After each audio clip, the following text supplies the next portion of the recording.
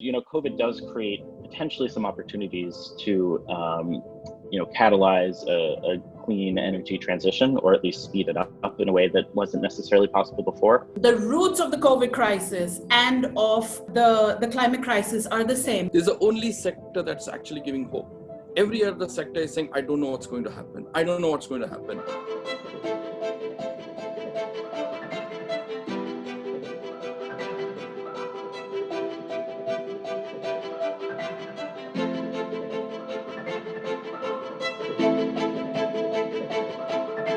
We aren't just facing one crisis, right? Of course, at this moment, we're facing the COVID crisis, the pandemic, along with multiple other health crises. Let's not forget about all of those things that take people's lives.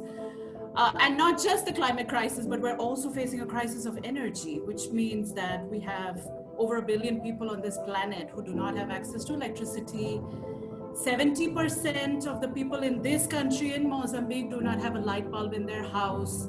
There are deep, systemic, long-standing reasons for that. The energy system not only created the climate crisis, but absolutely failed to deliver basic human right to energy for 1 billion people across the planet.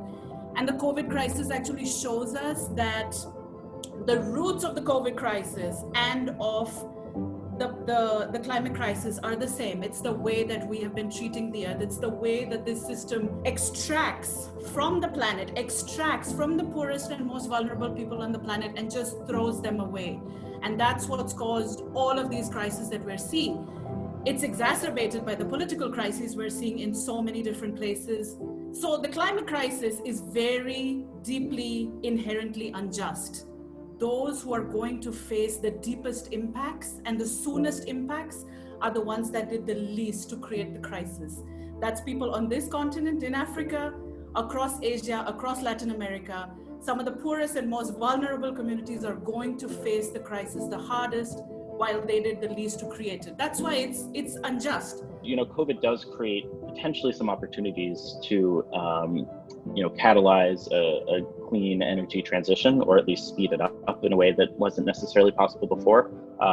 But the pandemic and the need for economic recovery and stimulus has opened up the possibility of much larger scale infrastructure spending than we've ever had before.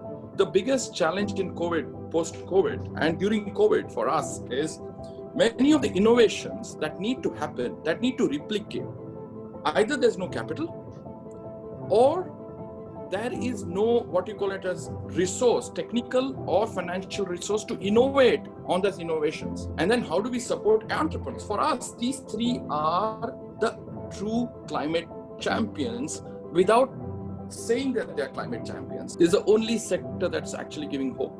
Every other sector is saying, I don't know what's going to happen. I don't know what's going to happen. This is the only sector saying that we have an opportunity. If you just challenge yourself that I'm going to convert next 118 between 18 and 22, because by the time the UN SDG goals actually have a new mark by 2030, these guys will be between 28 and 35 in very critical, important decisions. So you have, if we create a mass movement of champions, because this is the only industry that is giving hope, let's catch hold between 18 to 22, make them our champions.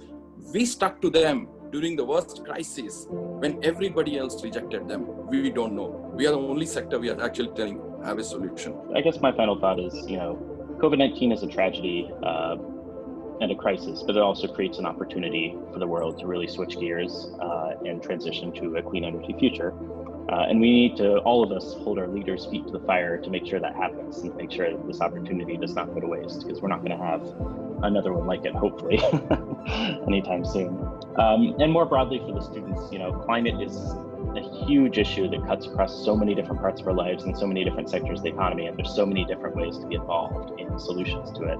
I'm excited that everyone wants to tackle this problem, and I feel like everyone can find a different way to do so.